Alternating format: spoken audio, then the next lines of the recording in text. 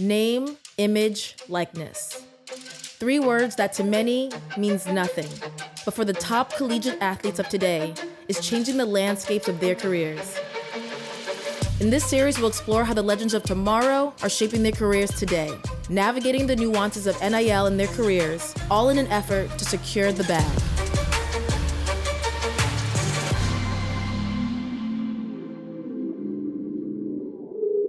On July 1st, 2021, the landscape of college sports changed forever. Because for the first time in NCAA history, college athletes across the nation could now profit off their name, image, and likeness. For most, NIL is providing Black athletes the opportunity to turn the tide in an industry that's exploited their talents and made billions off their bodies. For others, it's helping them create a legacy outside of the sports they play. While they still can't play for pay, the groundbreaking legislation means endorsements, sponsorships, merch, appearances, and more are fair game. And former University of Miami quarterback D'Eriq King made sure he was one of the first to cash in. Yeah, college football is a billion-dollar industry. $1.16 billion in 2021, to be exact. I thought it was crazy that we weren't getting paid for our services. People are quick to say, you get a free education, you get free tutoring, you get a stipend. At the same time, it's just not equivalent to what we're generating in school. To D'Eriq King and Black student athletes everywhere, the controversial decision to allow athletes to monetize their name, image, and likeness was long overdue. We're getting $800 a month to live off of, and these guys getting paid millions of dollars. And we're the one out there playing and risking our body, risking our health. What happens when you graduate college, you don't have any form of offers from a pro team, your entire world falls down because everybody has been grooming you and telling you that's what you're made for. At the end of the day, nothing's guaranteed as far as the next level. It's a very, very, very small percentage of guys that actually make it to the NFL. To put it into perspective, of the 1,093,234 high school football players in the United States, only 6.5% make it to play for the NCAA. From there, just 0.34% of college players are lucky enough to make it to the league on average. And that doesn't account for every player that is cut preseason, during season, postseason, or injured. D'Eriq King knew it would take a lot to overcome those odds and make the 53-man roster. So when news broke that the NCAA finally legalized NIL deals, King hit the ground running to make the most of his last year of eligibility and become a businessman. I know football don't last forever. I was trying to find ways that I could make a living for myself or just build relationships in the business world with different people. So that's what I try to use it as. Houston, Texas, home to the Turkey Leg Hut and the birthplace of D'Eriq King's love of football. And who better to introduce him to the game than his own father and coach, D'Eriq King.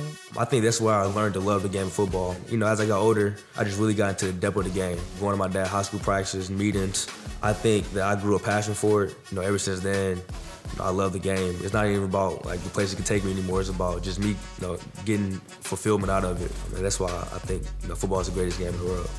The greatest game in the world not only left King with some of his greatest memories with his late father, but has led him to success both on and off the field. In 2021, King even received the Arthur Ashe Jr. Sports Scholar Award for his excellence in the classroom as well as on the athletic field.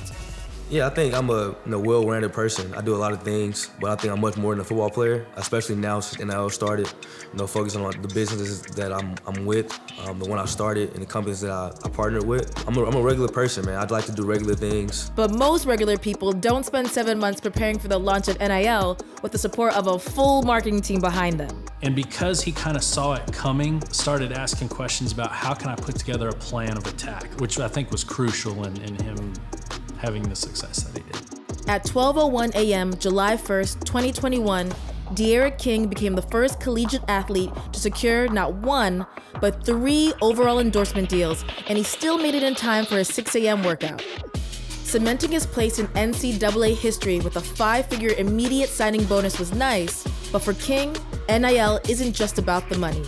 He wanted to instead turn the focus on highlighting positive aspects of his character, right? The fact that he has overcome a lot of obstacles, wanting to share a lot of the success he was getting from NIL with his teammates and with other athletes. We turned down more people than I actually signed with, right? So it was a real big deal of me picking companies with people with the same core values. With that in mind, King set out to partner with businesses that align with who he is. Companies like sports memorabilia and trading card company Panini, College Hunks, a moving company dedicated to helping the communities around them, and Murphy Auto Group. But there's one deal that stands out. Dreamfield is a platform where college athletes, no matter what sport, can go and sign up on the platform. The company partners with other major companies. For example, Mercedes, Amazon, big-time companies like that. King partnered with Florida State's QB Mackenzie Milton on Dreamfield, an app dedicated to bringing student athletes and endorsement deals together. Let's say you get 6 guys for the University of Miami signed up. If a company wants Miami athletes, they go on our platform, type in the school, and they'll see all the athletes that's with the University of Miami. You can set your own rate. So if you think you're worth $1,000 an hour, or if you want to make $5,000 for an appearance, or just whatever you want to do, it's all you. So it's literally for the athletes, ran by athletes as well. Dreamfield puts the power back in the hands of the athletes, while giving those who might not traditionally benefit from NIL a piece of the pie. It means a lot to me. Dreamfield was, like I said, it was the first thing that I have ownership in, right? It wasn't enough to lend his name to the company. King wanted to be an integral part of Dreamfield, and for him, that came in the form of equity.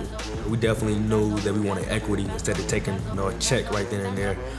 We wanted to have something bigger and be involved in the company forever.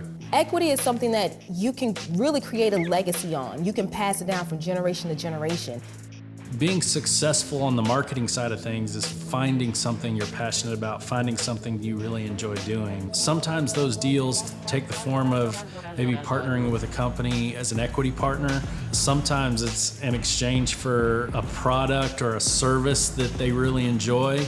You can create a relationship while they're playing that lasts and benefits them for the rest of their life.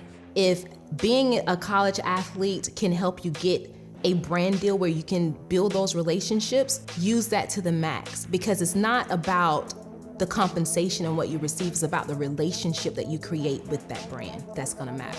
I'm pretty sure that everybody I'm partnered with or did a deal with, I'll still have a relationship with those people for the next 20 years. That's really, really important to me because relationships is everything in this world. Everybody probably heard saying it's not what you know, it's who you know. And I really live by that, and I want to be a good person to people, and I want people to be a good person to me so we can keep building and just have genuine friendships with people. Your first trading card. That's fire. It's crazy. I love it. Feels good. It's been a long time coming. The fact that I'm here right now, about to get a Panini trading card, this is a dream come true. So thank you guys for sure.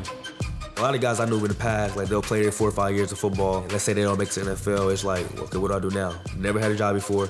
Never had to talk to any business partners before. And I think now getting practice while you're 18, 19, 20 years old would definitely enhance the future for you. I definitely think the NIL is going to help black athletes get a bigger platform that we can prove and show people that we're way more than an athlete, right? We're smart. We can work in the business world. We can partner with people. That's what I'm really excited to see as it keeps going for athletes like myself to keep proving people wrong. While the discourse of NIL is ongoing and the lasting impact is yet to be seen, black student athletes are finally demanding their worth. But in the words of U.S. Senator Chris Murphy, this is the floor and not the ceiling. In fact, this is just the beginning. Definitely one thing I would tell the black athletes just coming up is keep going. I know when I was in high school, you think you sign a document, you going to school, it's going to be all good the whole way. But it's going to be a lot of ups and downs in your career. You might go somewhere, you might not play, you might get hurt. You got to just keep going, play the next play, as we say in football.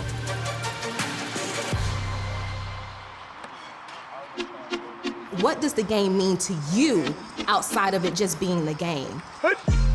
What are you going to do to utilize the game to push you to the next level?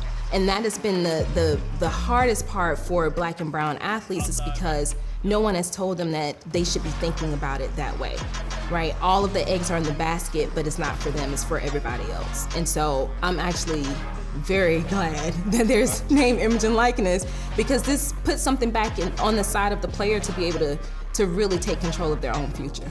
Now that the tables have turned, black college athletes aren't just getting paid for their likeness. They're getting an opportunity to choose what their likeness represents. A chance to ask themselves, who are they when the floodlights go out?